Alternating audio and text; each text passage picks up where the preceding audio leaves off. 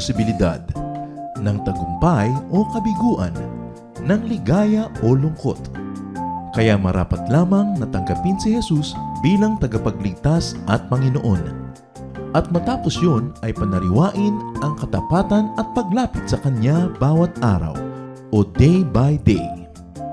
Ang day by day ay naglalayong umalalay sa pang-araw-araw na pamumuhay.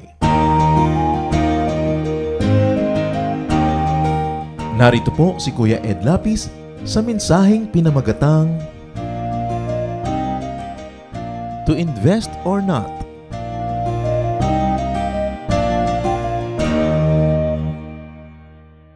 Ecclesiastes 11:4. If you worry about the weather and don't plant seeds, you won't harvest a crop. Pag lagi ka nag-alala tungkol sa klima, sa panahon, sa ulan, di ka na magtatanim. Magiging sobra kang sigurista at wala kang aanihin. To plant or not to plant. To invest or not. Panginoon, kami po'y kausapin ninyo, turuan, pakalinisin, at palakasin. Tinig niyo ang nais naming marinig, kayo po ang mangaral, at nawa ang mga pangaral niyo sa amin ay maging gabay, liwanag, lakas namin sa pang-araw-araw na buhay. Father, we seek you, we ask you to speak to your people and hold us by the hand. Take us to a higher level of understanding. In the name of Jesus, your Son, we pray with thanksgiving. To invest or not. Naitanong nyo na ba sa sarili nyo kuminsan yan? Mag-i-invest ba ako sa ganitong negosyo o hindi?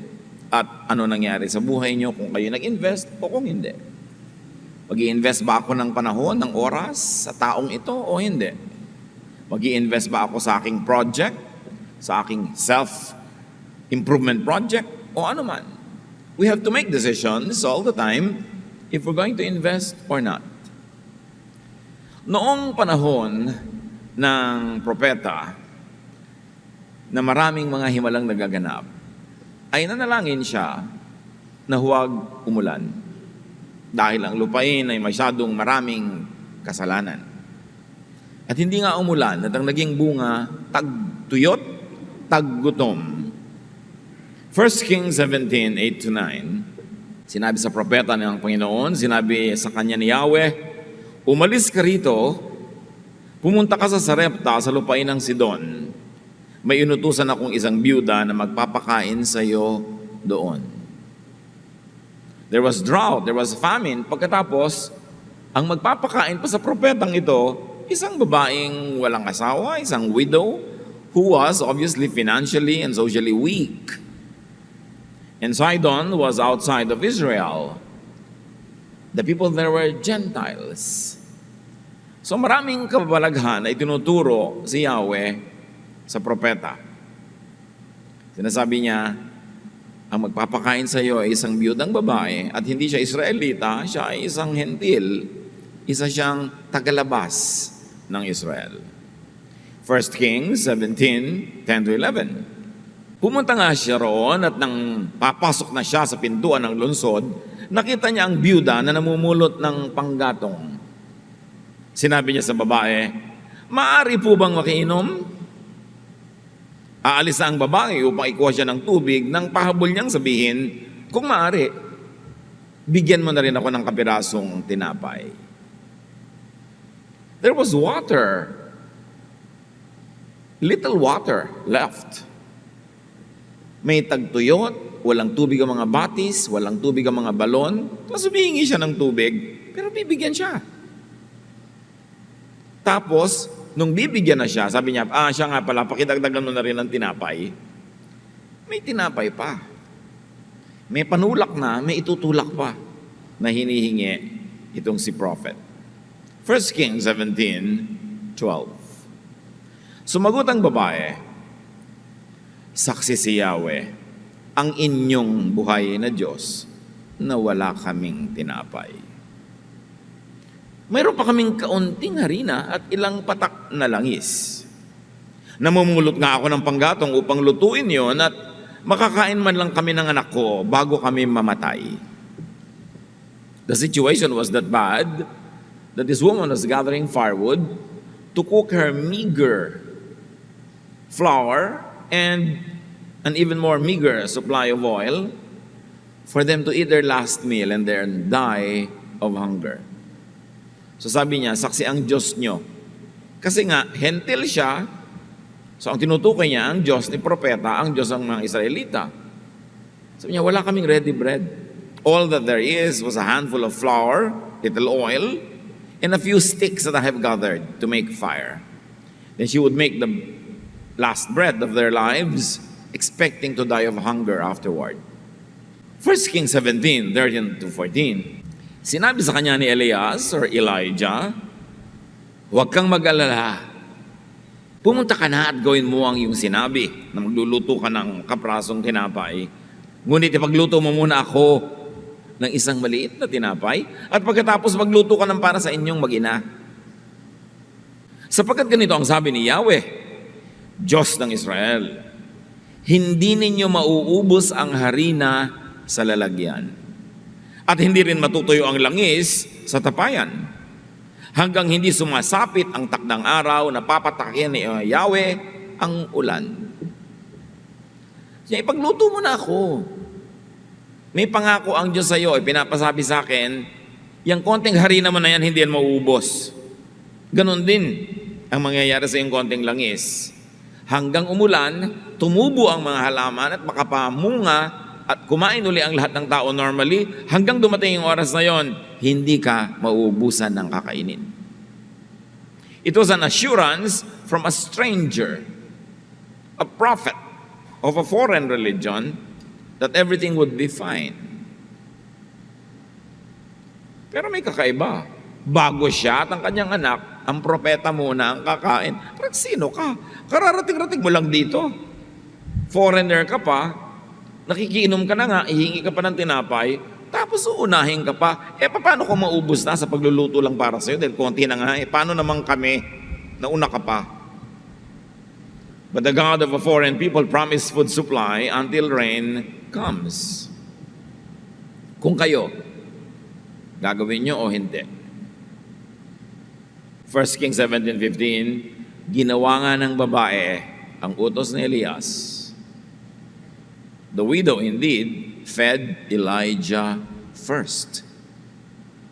1 Kings 17:15-16. Hindi naubos ang pagkain ni Elias at ng mag-ina sa loob ng maraming araw. Hindi nga naubos ang harina sa lalagyan at hindi rin natuyo ang langis sa sisidlan, tulad ng sinabi ni Yahweh sa pamamagitan ni Elias. So sa pagtaktak ng babaeng ito ng kahuli-hulihang pulbos ng harina sa kanyang maliit na lalagyan, inaasahan niya, mangyayari ba o hindi ang pangako ng mama na to? Pero nung susunod na oras ng lutuan, pagbukas niya ng takip, may harina uli. Luto na naman siya. At yung darating ang oras ng pagluluto ay merong laman yon, pati yung langis. Hindi talaga naubos. The flour and oil did not run out.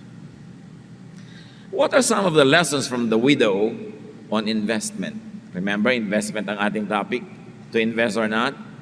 Calculate risks and take them. Kailangan marunong ka magkwenta ng advantage, disadvantage, possibility, non-possibility, loss, gain. Maging prayerful ka, maging matalino, and then kumilos. The poor widow was willing to give water, though it was scarce. That was planting.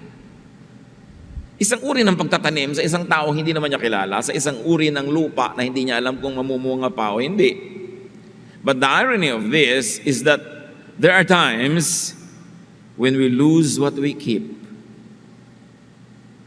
and we gain what we are willing to lose. Yun ang isang prinsipyo ng investment, ng pamumuhunan. At may mga panahon na kung ano yung ibinibigay mo, siyang bumabalik sa iyo. At kung ano yung ipinagkakait mo sa iba at buong kasakiman mong sinasarili, yun ang nawawala. Maraming ganong kabalintunaan ang buhay. Another irony is that when there are times when we receive what we give away. That if you are discerning, you give away what you want to keep. Because there are times when what you selfishly keep is what is taken from you. Luke 6:38, magbigay kayo at kayo'y bibigyan din. Hustong takal, siksik, liglig at umaapaw pa ang ibibigay sa inyo, sapagkat ang panukat na ginagamit ninyo sa iba ay siya ring gagamiting panukat sa inyo. The original context of this is giving forgiveness. Pagpapatawad. Na kung ikaw ay kuripot magpatawad sa kapwa, ay kuripot din magpatawad sa iyo ang Diyos. Kung masagana ka magpatawad, masagana rin ang pagpapatawad na tatanggapin mo. And this very specific idea could be extended to any form of giving of anything. Na kung ano ang ibinibigay mo ay siya mo ring tatanggapin, at kung paano ka tumakal ng ibinibigay, ay ganoon din ang pangtakal na gagamitin sa iyong tatanggapin. Ang tanong, what would the woman gain if she did the usual, like if she kept her capital, her water, her flour, and her oil, for self-preservation? Kung sinabi niya, aba, dapat wise. Konting tubig na lang to, bibigay ko pa. Huling dakot na to ng harina, huling patak na ng langis, ibibigay ko pa. No way, kami muna.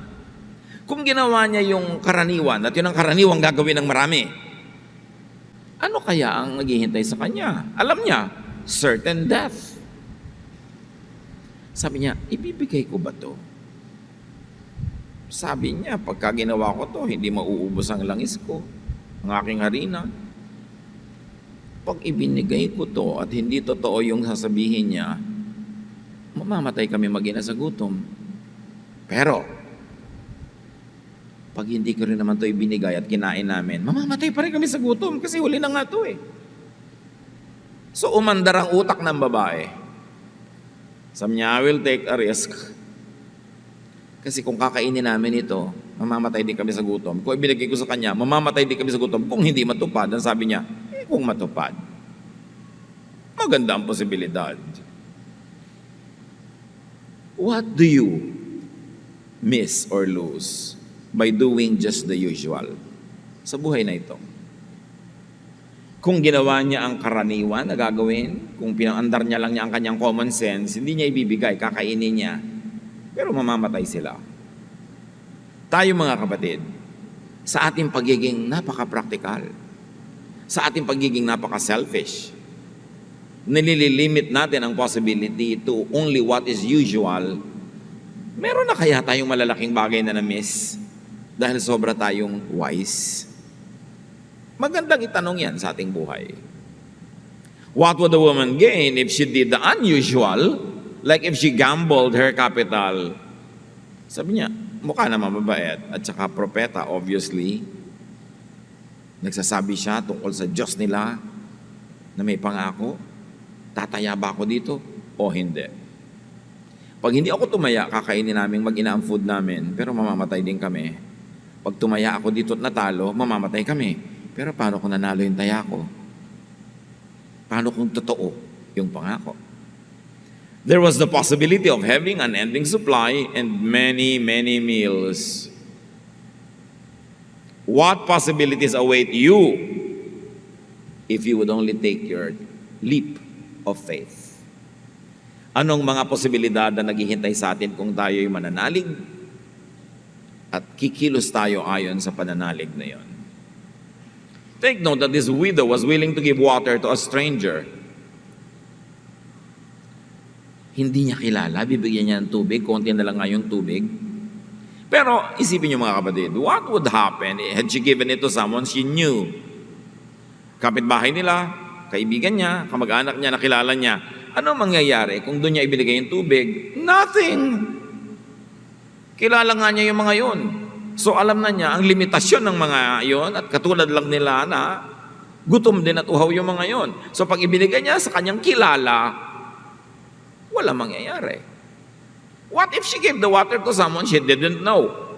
Like the prophet, there was the possibility that something new, unexpected, extraordinary would happen. So meron kang konting-konting inumin. Heto yung tao na mukhang makadiyos nga, propeta. May sinasabi siyang mga himala at mga pangako. Ibibigay niyo ang tubig niyo sa pinsan niyo, sa kakilala niyo, na alam niyo wala namang mangyayari, inumin lang niya yun. O magre-risk kayo na ibigay ito sa someone na may posibilidad na walang mangyari, pero may posibilidad din na may mangyari. She took her calculated risk and gave her water and her bread to the man of God. The poor widow was willing to give water to God's prophet, though she was a Gentile. The widow took a wise, calculated risk. Hindi yun careless gamble. Umandar din ang kukote ng babaeng ito. The widow took a leap of faith. Hindi naman lahat pwedeng ipaliwanag. Hindi naman pwede lahat may assurance. Kailangan may factor ng faith. Pero matapos yung inarrow down ang choices niya, sinasabi niya siguro, ang tagal-tagal lang may taggutom, ang dami nang namatay sa gutom, ba't buhay pa itong propeta na to? Abay, pinagpapala nga siguro ito ng Diyos. So bakit naman ako hindi babakas sa Kanya? Bakit ka naman hindi makikiangkas sa isang pinagpapala? Bakit ka naman hindi makikipagbabutihan sa isang pinagpapala? Why not plant on soil that has the possibility to nourish your seed? There's a lesson from this widow. Invest in a person, in an enterprise that has great potential for fruitfulness. Mag-i-invest ka yung pinakamarami ng potential for success. According to some calculations that you will do. Not all calculations will be very accurate, but you've got to do some calculations. Masyado kayong kapo sa pera, may 3 kang anak, 4, isa lang pwede mong pag-aralin, mag-invest ka naman doon sa may potential na makakatapos. May mga manliligaw sa'yo. Mayroon isang super gwapo pero tamad. Mayroon isang super sipag pero di ka gwapuhan. Meron namang adik-adik. At meron naman na napakasarap kasama pero walang hanap buhay. Kanino mo i-invest ang buhay mo? Dapat ka mag-isip-isip. Paandarin mong utak mo dyan kasi investment yun. Ipaplant mo yun eh. Sino ang pinakamaraming potential na tumubo? Meron ka iba-ibang talento. Nag-iisip ka, ano kaya ang business na gagawin ko sa buhay? Tingnan mo ang sarili mo, ano bang kakayahan mo, anong talent mo, para may calculated risk ka. Ang gagawin mong negosyo, yung kaya mong paandarin, kahit umabsent lahat ng tao. Pero yung aasa ka sa iba, ay hindi magandang negosyo yon. Kasi pag umabsent yan, sarado ka. Dapat nag-iisip ka, ano kaya ang magandang lagyan ng konting resources ko sa aking investment? Now, the biggest investment of this widow was faith. The poor widow chose to believe the prophet. Her only 2 choices were clear. To not believe, bakit ako maniniwala sa'yo? Paano kung hindi dumami tong langis, hindi dumami tong harina? Then eat a last meal and die of hunger anyway. Or to believe and invest everything in that belief. Because even if the prophet did not deliver, and they ate the bread, silang mag-ina lang, mamamatay din naman sila eh. Faith can be a great multiplier. It was faith that multiplied her flour and her oil. What do you miss or lose by not believing? By not believing in God's promises? By not believing in others? By not believing in yourself? What do you lose? The woman chose to believe, and she acted on that belief. Naniniwala ka na gusto ng Diyos na maglingkod ka, di maglingkod ka, naniniwala ka pala eh. Naniniwala ka na pagpapalain ng Diyos ang isang gawain na tama at mabuti, di gawin mo, and put everything behind it. Kaya nga nag-i-invest ka sa iyong pananalig. After all, if it did not work, she and her son would die of hunger just the same. So why not take the possibility of blessing? If it did work, they would survive the famine. So there was more to gain in believing than in not believing. And in your own case, what would you lose if you believed? What would you gain if you believed? Pero marami naman naniwala, 1, 2, 3 pala. Yung palang mga mag-i-invest ka ng 1,000 in 1 week, 2,000 na. Wow, tumubo ka, ganado-ganado ka. Gagawin ng 4,000 sa susunod. Mamaya, lahat ng earring mo, nakasangla na, hinukay mo pa yung bangkay ng lola mo, kinuha mo yung tungipin, ginto niya para isama mo, lahat na, nag-invest sa mga kamag-anak mo na kumikita ako, tapos mamaya na 1, 2, 3 ka, may mga paniniwala din na napapahamak ka. Kaya dapat, calculated risk. And if it's so good to be true, it's probably not true. Unless in this very beautiful age of miracles nila Elijah and Elisha. Yung sabi mo, yung pera ko dadami ng dadami. Bakit? Tapos may masabi, alam mo mag-invest ka dito, dadami ang pera mo. Sigurado to. Kung sigurado to, ba't hindi lang yung mga kamag-anak mo pag-investin mo? Ba't ako? Bakit? Love mo ba ako? At kung ang sagot mga kapatid ay hindi kita love, huwag ka maniwala, napapakitain ka niya. Kasi kung siguradong kikita yon, siya na lang. Kamag-anak na lang niya, kaibigan na lang niya, hindi ka niya kaano-ano, ikaw ang papakitain niya, tapos naniniwala ka. Tapos iiyak-iyak ka pag natakbuhan. Parang, hello, 1 milyon na ang natakbuhan, napasali ka pa. Hindi ka ba nakikinig ng balita? Nabudol-budol ako eh. Kaya gagamitin mo utak mo para hindi ka maisahan. Huwag kang maniwala pag sobrang maganda. Lalo't yung nagbibigay sa'yo, hindi mo kaano-ano, hindi kanya mahal. Bakit ka naman niya bibigyan ng magandang opportunity? Siyempre, unahin na niya sarili niyang kamag-anak at kaibigan. Don't believe such promises. This woman almost had nothing to lose. Kaya mas madali sa kanyang pumili ng tamang gawin. Tungkol sa pananalig, sabi nung mga humihingi ng himala kay Jesus, kung may magagawa po kayo, gawin niyo sana sa amin. Mark 9:23, kung may magagawa ako, sabi ni Jesus, mangyayari ang lahat sa sinumang may pananampalataya. Huwag ako ang pag-usapan natin dito na ako ang gagawa ng himala. No. Kung may pananampalataya ka, may mangyayari sa'yo. It's not about me. It's about your faith. Malinaw yan. Laging sinasabi ni Jesus, your faith healed you. Halos sabihin na lang niyang, not me, but your faith. Kasi kung ako lang talaga yung healer at wala na ibang factor, hindi dapat lahat ng tao dito gumaling. Ba't ikaw lang? Yes, nandun ako sa factor, pero may faith ka na kumpleto yung cycle, kaya may nangyari. Your faith will make it happen. James 1:6-8, subalit ang humihingi ay dapat magtiwala sa Diyos at huwag mag-alinlangan, sapagkat ang nag-aalinlangan ay parang alon sa dagat na itinataboy ng hangin kahit saan. Huwag umasang tatanggap ng anuman mula sa Panginoon ng taong pabago-bago ang isip at di alam kung ano talaga ang nais niya. So kailangan buo ang loob, buo ang pananalig para may mangyari sa buhay. Hindi atras-abante, pakukuli, nagbabagong loob at paiba-iba ng isip. So let's bring the story back to where we are. What would you invest in faith? Ano ang ibinubulong sa inyo at inuudyok ng Espiritu na pwede niyong gawing investment in faith?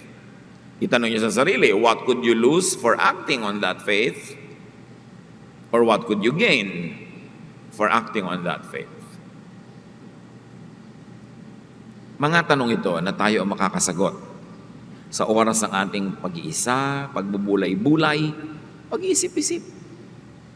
Kaya pag nakakarinig tayo ng mga mensahe, dapat ang kasunod nun sa pinakamalapit at madaling panahon, magkaroon tayo ng panahon ng pag-iisa, pagbubulay-bulay, para maisip natin kung ano ang gagawin yung reaksyon sa nadidinig nating mga salita. Another lesson on investment, that we can give though we are needy. Pwede tayo magbigay kahit tayo kapos, o we should give because we are needy. Dapat nga tayong magbigay dahil tayo'y kapos. Sasabihin nyo, kapos na nga ako, magbibigay pa. Oo nga, kapos ka kaya ka dapat magbigay. Kasi sa pagbibigay, doon ka nakakatanggap. Kung sa kakapusan mo, naging sobra ka ng kuripot, naging sobra ka na makasarili, maramot, paliit ng paliit ang mundo mo kasi ang panukat mo sa pagbibigay ang siya magiging panukat sa pagtanggap mo rin. Kasi mo, mahirap ka na, generous ka pa. Hindi ba? Kung paano tayo nagbibigay, doon tayo tatanggap. So, mas mahirap ako, mas generous ako. Mas makasalanan ako na kailangan ko ng pagpapatawad, dapat mas generous ako sa pagpapatawad. Dapat kung anong gusto kong tanggapin, yun ang aking binibigay dahil yun ang batas na itinakda ng Diyos. Giving could be our ticket to receiving. Because you complete the cycle. God gives, you give back. At sabi ng Panginoon, ang ginagawa mo sa maliliit na taong ito, ginagawa mo rin sa akin. So, one way of giving to God is giving to small, needy people. Then you complete the cycle of giving. God gives and you return. God gives again and you return. The cycle repeats. Pero God gives, you keep it. Kasi kapos ako kasi may kailangan ako. God will still give you. You keep it. Kapos ako, may kailangan ako. The giving will stop. Kaya matalino yung babae.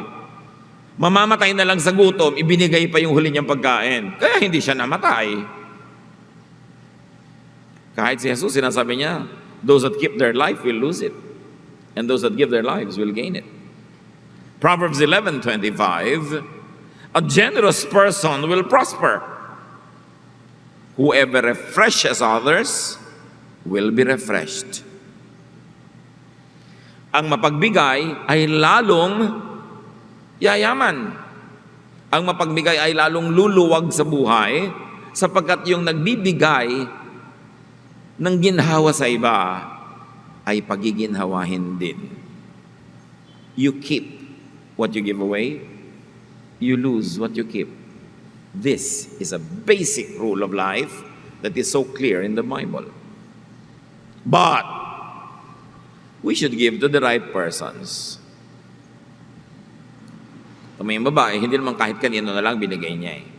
May tama siyang binibigyan. Giving and investment is not limited to water and bread in the story because that particular can be universalized. Giving and investment could be of time, of attention, of kindness. Marami naman tayong pwede ibigay, hindi lang tinapay, hindi lang inumin.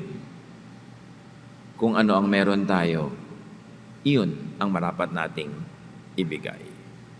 Huwag niyo ibibigay yung hindi inyo. Wala kayong kapera-pera, tapos gusto nyo pamamigay ng pera, hindi dapat pera ang ibigay nyo. Dapat baka panahon, baka paglilingkod, atensyon, pagmamahal. You cannot give what you do not have. So you look into what you have, at yun lang dapat ang ibinibigay mo. Hindi ka dapat sobrang gastador, ginagastos mo, hindi mo pera. Hindi ka dapat sobrang parang Santa Claus sa buong bayan, wala ka naman sariling pera. Don't give what you do not have because you will have to steal it. But you always have a lot, so much to give. Look into that and give from that. We could give away what we like to receive in life, like attention or love, understanding or help, many more. Maraming lesson ang kwentong ito. At isa dyan that God's work, God's power and favor was not limited to Israelites. Ang dami-daming balo sa Israel, ang pinaghimalaan ng Diyos sa pakainin, itong taga-Sidon, isang Gentile. Faith is not exclusive to Israelites or to the Jewish religion because even this woman who was not of Israel exercised faith in the God worshipped by many Israelites. Ang kauna-unahang public sermon ni Jesus ay tungkol dyan. Luke 4:25-27. Once during the time of Elijah, there was no rain for 3.5 years, and people everywhere were starving.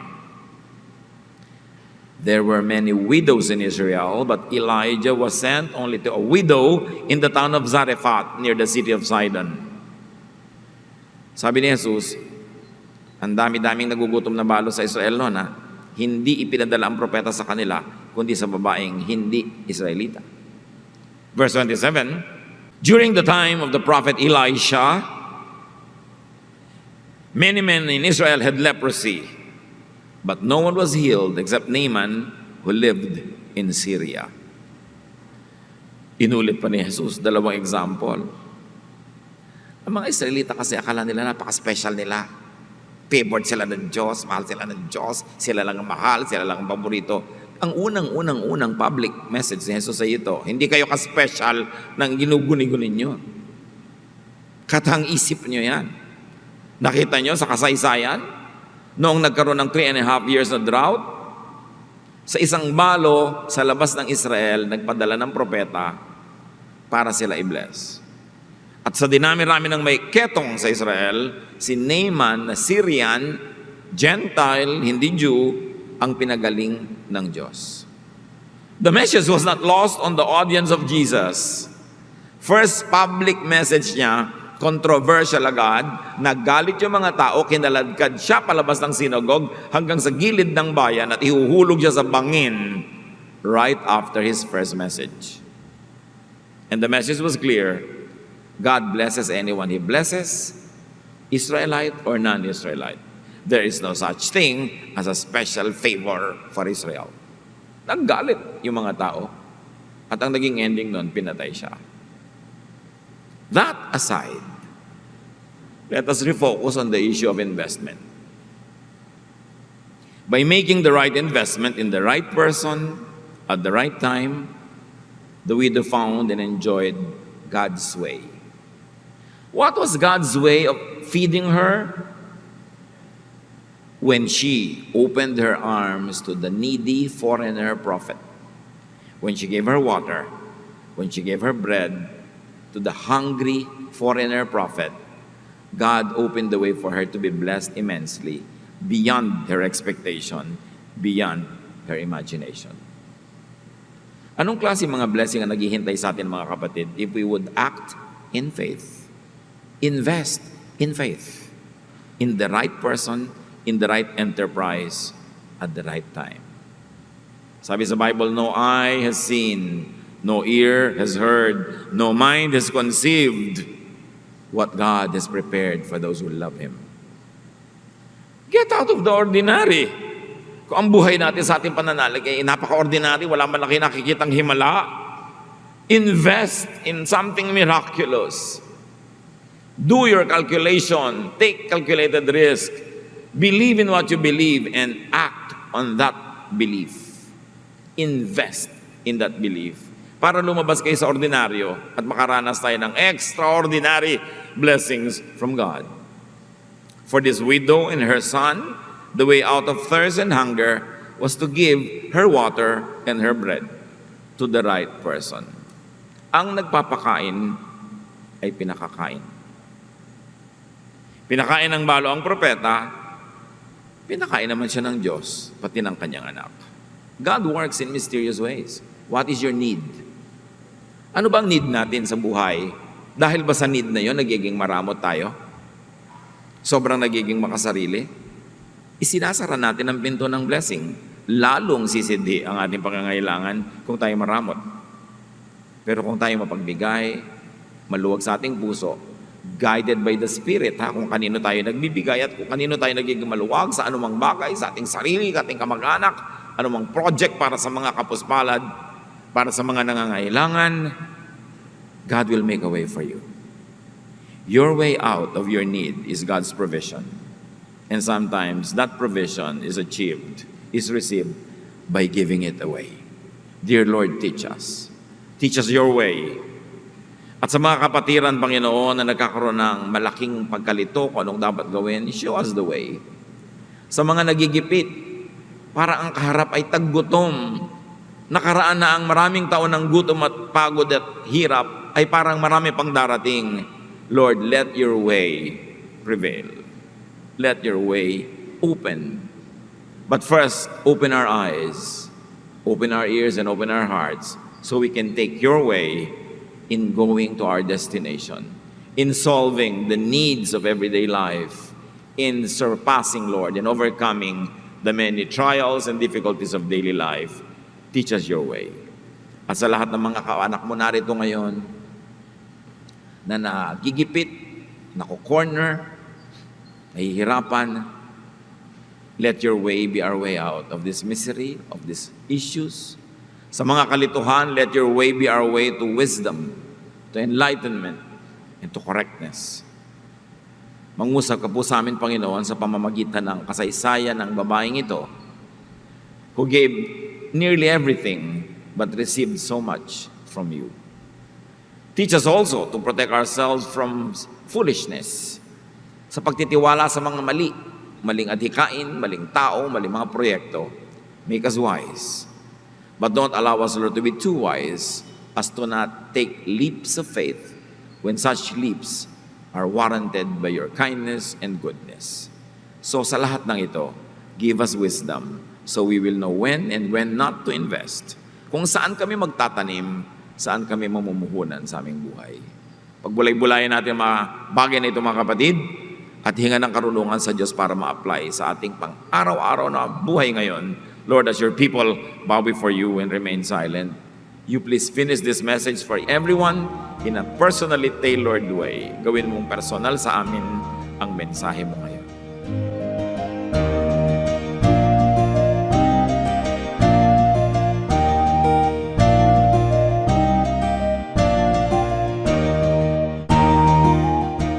Ang katatapos pong mensahe ni Kuya Ed Lapiz ay pinamagatang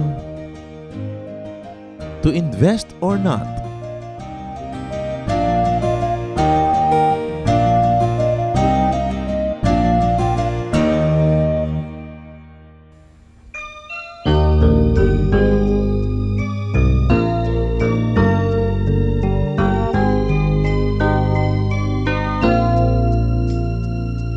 Kung ang puso mo ay nasasaktan dahil buhay ko ay may kabiguan, suliranin may nagbunga ng kasawian.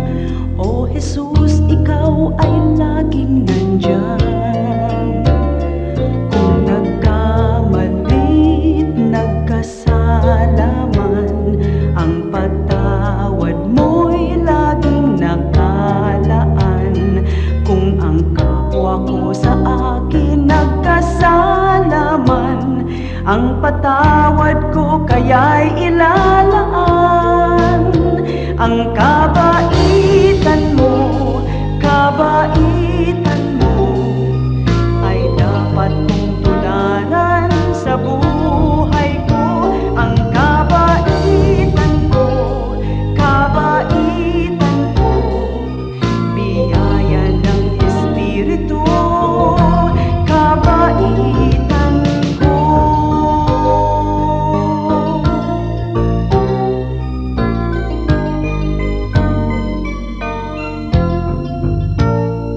Kung nagkamali't nagkasalaman, ang patawad mo'y laging nakalaan.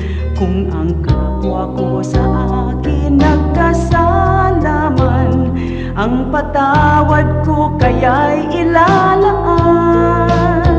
Ang kabaitan mo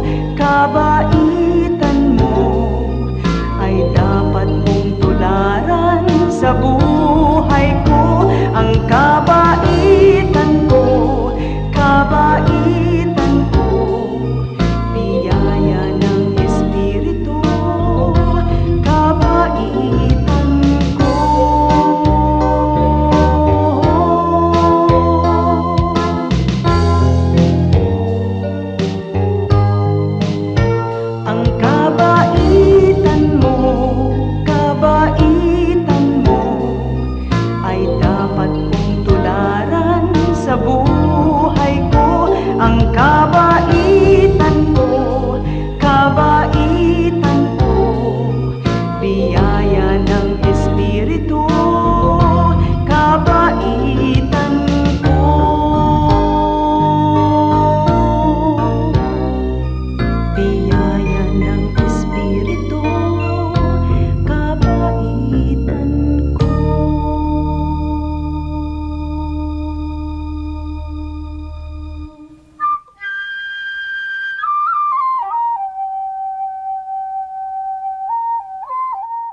Napakasarap pong pag-usapan at itampok ang mga hiyas ng ating bayan at ngayon po ang ating itatampok na hiyas ay isang kasabihan.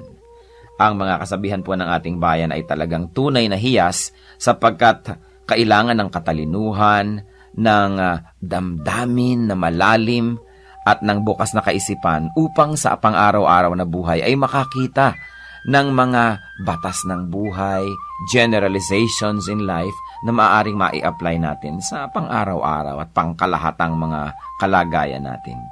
Ang atin pong mga magulang, ang ating mga ninuno ay nakapag-ipon ng mayamang koleksyon ng mga kasabihan.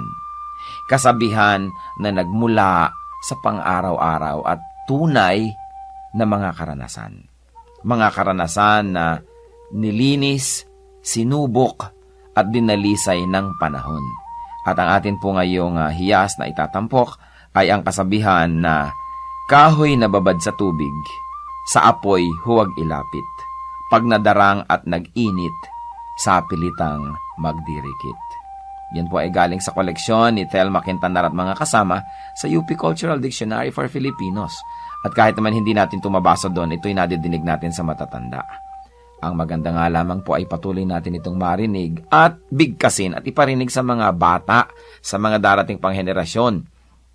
Pag ang atin pong mga kasabihan ay hindi na natin naipasa sa darating na saling lahi, yan po'y mamamatay na lamang.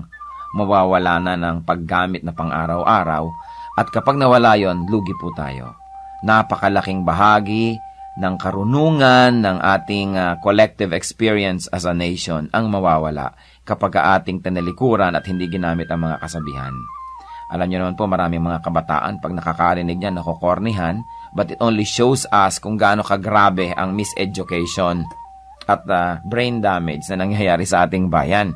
Dahil ang lahat ng mga tama at magaganda at mga dakila ay nakokornihan ang mga young people. At ang kanilang dinadakila ay mga artista, mga singers na wala namang maiturong mabuti. Ang atin pong kasabihan, kahoy na babad sa tubig, sa apoy huwag ilapit. Pag nadarang at nag-init, sa pilitang magdirikit. Ano po ang mga maari nating mahalaw na mga katuruan dyan? Una, walang taong hindi pwedeng matukso. Hindi mo pwedeng sabing, yung taong yan matibay, pwedeng iharap talaga yan sa tukso. O yan, naku, laki sa Sunday school. O laki yan sa Biblia, laki yan sa simbahan. Matibay yan. Maging ang pinakamatuwid na tao ay susuko at matatalo ng tukso kung ito ay laging haharap sa tukso at bababad sa tukso. Napakaganda po nung metaphor na ginamit. Babad nga naman sa tubig ang kahoy at basang-basa. Pero kung lagi niyong ilalapit sa apoy at tatagalan niyo ng paglapit doon, yan ay matutuyo, madadarang at magdirikit, mag-aapoy din yan. Kaya huwag po tayong pakasisiguro. Sabi rin nga sa Bible, ang tao daw na kung kailan sa palagay niya ay napakatibay niya, napakagaling niya, kung kailan sa palagay daw niya ang tao ay hindi matutumba ay doon mag-ingat sapagkat malapit siya sa pagtumba. Napakahusay po ng pag-observe ng ating mga ninuno sa tunay na buhay at sa kalakaran ng buhay upang masabi na kahoy na babad sa tubig, sa apoy huwag ilapit. Pag nadarang at nag-init, sa pilitang magdirikit. Huwag po natin na i-overestimate ang kakayahan ng kapwa natin na manindigan laban sa tukso. Kaya iiwas po natin ang ating sarili, ang ating mga mahal sa buhay, sa mga sitwasyon na maaari silang matukso. Maski gaano kalaki ang pagtitiwala natin sa kanila at sa kanilang nakaraan, maski gaano pa kalaki ang ating pananampalataya na sila'y magiging matibay, makabubuting iiwas sila o ang ating mga sarili sa tukso. Hiyas ng ating bayan, kasabihang, kahoy na babad sa tubig, sa apoy huwag ilapit. Pag nadarang at nag-init, sa pilitang magdirikit.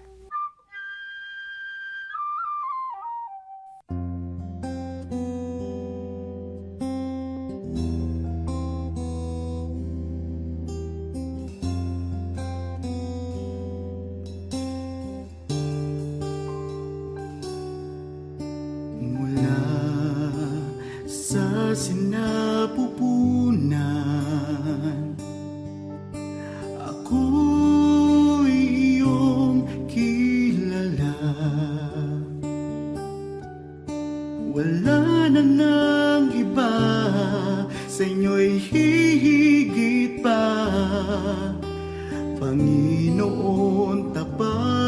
dakila ka. Kayo lang ang pupurihin at siyang tatanghalin, pagkat kay buti-buti niyo sa akin. Ang pag-ibig na sadyang kay ganda, mga pangako niyo'y gabay sa aking daan. Walang makapapantay sa anak ninyong alay. Ang pag-ibig niyo'y sapat kailan pa man.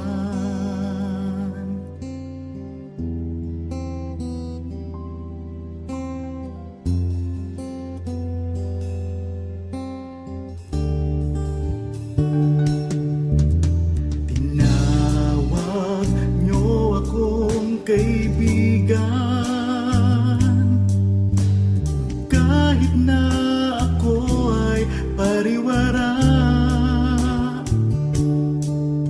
Sagat sa labis ang inyong pagmamahal, sa tupang sa kawan na nawala. Kung aking bibilangin bawat butil ng buhangin, ang habag niyo'y ganon karami rin. Ang pag-ibig na sadyang kay ganda, mga pangako niyo'y gabay sa aking daan. Walang makapapantay sa anak na inyong alay. Ang pag-ibig niyo'y sapat kailan pa man. Paano ba masusukat taas, lalim, layo't lawak ng pag-ibig niyong sadyang walang hanggan, walang hanggan. Ang pag-ibig na sadyang kay ganda, mga pangako niyo'y gabay sa aking daan. Walang makapapantay sa anak na inyong alay.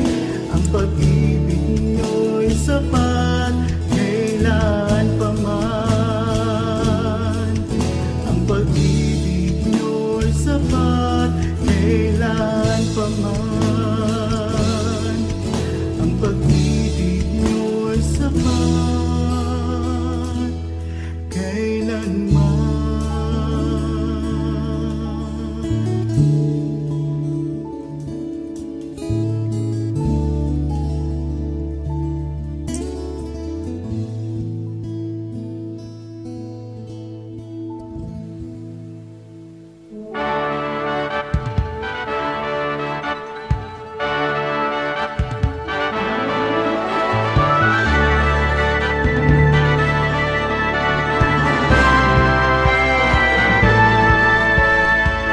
Ang iyong hirang dala, ang iyong ngalan, taglay ang ligaya ng kaligtasan. Alab ng puso sa aming dibdib ay kayo ang dahilan. Uktawin ang nahihimbing na damdamin, isingin ang aming yaring isipan. Tamang lakas ay gawin niyong alipin sa inyo ang pagsamba. Pagsamba, dalis ay napagsamba sa dakilang ngalan niya. Halina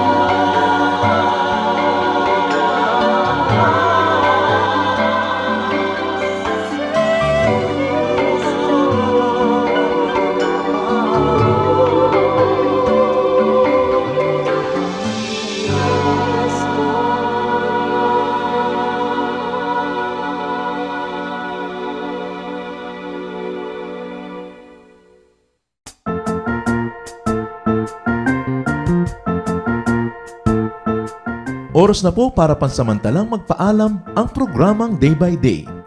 Tayo po'y magsama-sama tuwing ika-6 hanggang ika-7 ng umaga, araw-araw. Magandang umaga po at mabuhay ang Panginoong Hesus!